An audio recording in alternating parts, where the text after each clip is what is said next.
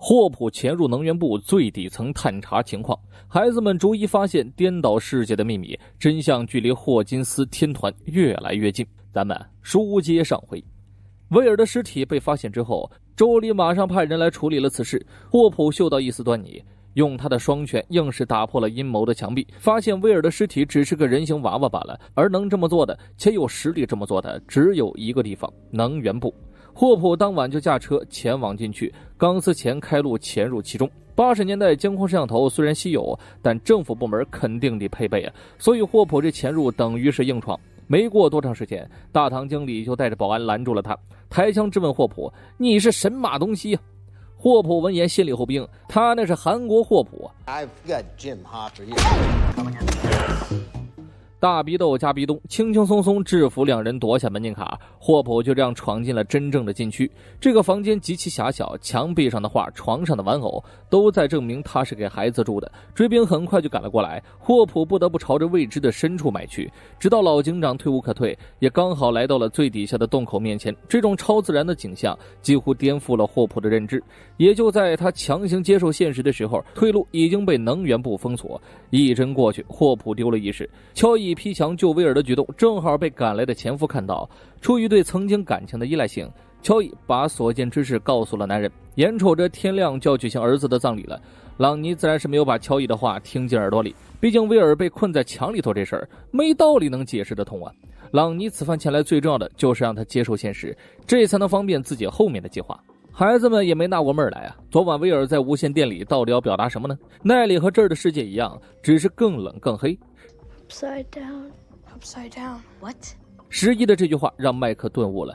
之前他就尝试把棋盘翻转过来，点醒自己威尔的位置。如今看来，这个谜语人行为破案了。就在威尔的假尸体被发现前，11曾带他们去过威尔的家。当时众人都认为11是在浪费时间。麦克想明白了，威尔肯定是在家的，只是他们看不见，或者说威尔在另一边颠倒的世界里。在龙与地下城这个桌游里，有个地方叫阴影之谷，正是主世界的黑暗倒影，那里属于另一个次元，充满了怪兽，它就在你们身边，而你们却根本看不到。想前往阴影之谷，现实中肯定是做不到的，但11的能力超脱现实，只是他却摇了摇头。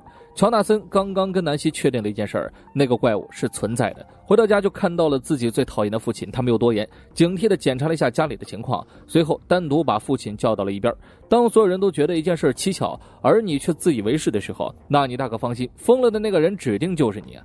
乔纳森对父亲的来意还是保持着怀疑态度。天一亮，大家就准备去参加威尔的葬礼了。这之中坚信威尔还活着的人只是走个形式，而那些蒙古一族却是真正去告别威尔的。葬礼举办时，家里的狗子跑去了威尔的堡垒，静静地趴在毯子上，旁边似乎还留出了个空位。葬礼上，一个女孩为威尔哭得梨花带雨，仨小子深深记住了这个画面，打算在救出威尔后告诉他这个好消息。人们慢慢散去，乔伊一个人朝着棺材发呆。那一瞬间，他仿佛回到了过去。威尔生性内向老实，但却充满了想象力。年纪不大就懂了一个道理：当你和坏人的智商齐平的时候，武力才是制胜关键。这个观念愣是给乔伊上了一课。回到现实中，霍金斯天团开始分头密谋啊！高中组通过地图发现了一个问题：威尔失踪的地方、芭比失踪的地方以及威尔的家，这3个地方相隔不到2公里。他和南希怀疑那个怪物还在这附近行动，一个对视就互相明白了，他们必须再去找一趟。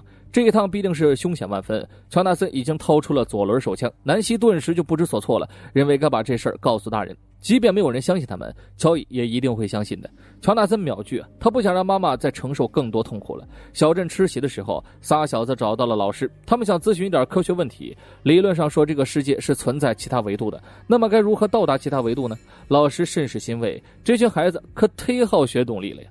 他一听阴影之谷，那作为一个老男孩岂能不知道啊？老师将他们的维度比喻成了一根钢丝，人只是能在钢丝上面行走的，但蚂蚁就不一样了。如果人类想像蚂蚁那样走在钢丝下面，那就需要巨大的能量来撕裂时间空间，从而打通一个入口前往阴影之谷，可不是现在人类的技术能够做到的。假设这个入口已经存在了，那它定会影响重力磁场，甚至最后会吞噬我们所在的世界。老师直言，科学是很厉害的，但它不是仁慈的。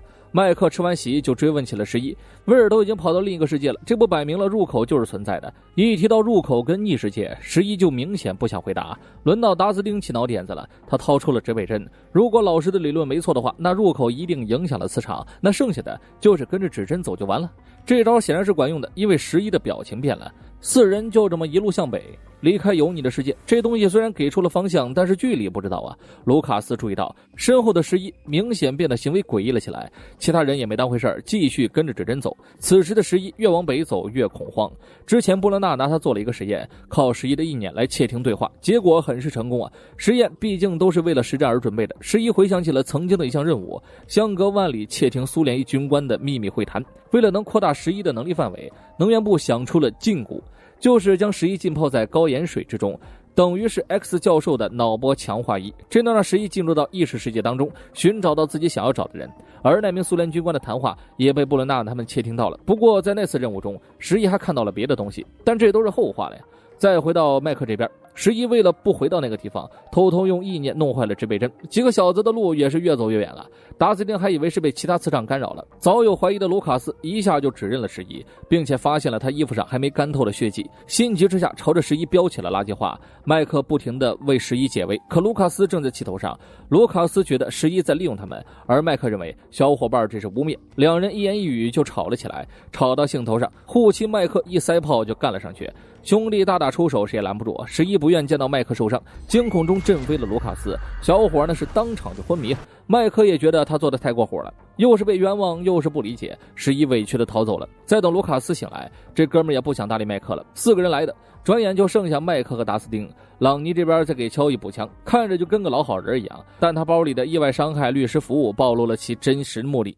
乔伊看到后大发雷霆，这渣男还打算利用儿子的死挣一笔钱。男人还没觉得怎么着，想着能拿着这笔钱干很多事儿，乔伊直接给他喷得卷不开滚蛋了。这边南希也在准备深入调查，为此还练起了棍法，险些一棒子抡着史蒂夫。哥们当场就胆怯了，可别是用来打我的呀。他专门向南希道歉，上次为了不被牵连忽略了芭比的生死，这次不同了，管他什么麻烦不麻烦，只要南希需要帮助，他一定会竭尽全力。小伙子给他狠狠迷住，南希上去就啃了一口，顺便回绝晚上有事下次再约。乔纳森也在啪啪的练习着枪法，迷之枪法那是一枪也打不着啊。说起他接触军火，还得追溯到小的时候，那会儿朗尼带他打猎，强迫乔纳森杀死一只兔子，乔纳森畏惧的照做了，却因此痛苦了1个星期。南希越了解他，越觉得乔纳森如此善良。南希接过手枪，一枪命中，或许这他喵的就是天赋吧。两人聊着聊着就重返了那片树林，想着昨天相机还被史蒂夫砸碎了，今天就跟史蒂夫的女朋友出去探险。乔纳森心里是有苦说不出，但南希一直在跟史蒂夫说好话。乔纳森能惯着他，直言我讨厌的人多了，史蒂夫不过是其中之一罢了。这小子平时蔫了吧唧的，嘴遁起来还真没法还口啊。说南希去模仿那些随便的女孩，就是为了证明自己叛逆。过个几年劲头一过，反手找个老实人嫁了，过上自己最嫌弃的平凡生活。乔纳森一套技能下来，南希当场就是个懵逼。而咱老警长霍普猛然惊醒，他没有失忆，甚至昨晚的事情记得清清楚楚，提着枪从家里冲了出去，却并没有发现有人跟着自己。经验告诉他自己绝对会被监视。霍普开始四处寻找监听器，家里能拆的全部拆了个遍，手法粗糙但心思缜密，最终在吊灯上发现了想找的东西，这让霍普怒火中烧。一天没上班，伙计们都找了上来。如今的霍普神经异常紧绷，说话小心翼翼，担心窃听。昨晚又有人失踪了，位置还是幽暗密林。警员们没太当回事儿，觉得是大家太多疑了。霍普本想一会儿再调查此事，却闻言芭比的车找到了。愈发扑朔迷离的小镇让他身心疲惫。霍普消化电话给前妻打了过去。自打女儿病逝后，他们就离婚了。这次只是想给人家慰问下，因为昨晚失踪的其中一个人就是前妻的丈夫。霍普马不停蹄地赶去了乔伊的家，进门就做出了陌生的手势，先是寻找了一番监听器，并把自己的经历告诉了乔伊。威尔的尸体是假的，但能源部的怪异是真的。这句话无疑给了乔伊一针定心剂，儿子还活着。而布伦纳回放了昨晚无线电的录音，听到了来自另一个世界的求救声。为了保险起见，还是派人去学校看了一眼烧毁的无线电，基本可以确定11就参与其中。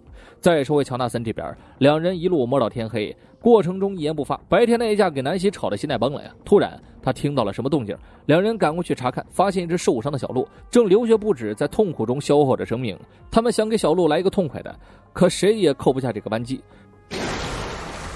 尸体被带走的一瞬间，两人吓了一跳，顺着血迹找去，痕迹就停留在一个树洞门口。南希低头查看的时候，乔纳森按照剧本指示走散了，而南希为了推进剧情，硬着头皮爬了进去。穿过树洞，他来到了一个又冷又黑的地方，这地方和原本的树林基本一样，只是更加诡异。不远处，一个怪物正大口地撕咬着刚刚的小鹿，南希当场大脑宕机，身体都动不了了。只是片刻，南希就想要原路返回，可怎么也找不到来时的入口。那只怪物嗅到气味，正向南希扑咬过来。南希能否逃过一劫？霍普又打算怎么找回威尔呢？委屈逃走的11又会遇到什么样的麻烦呢？我们下期见。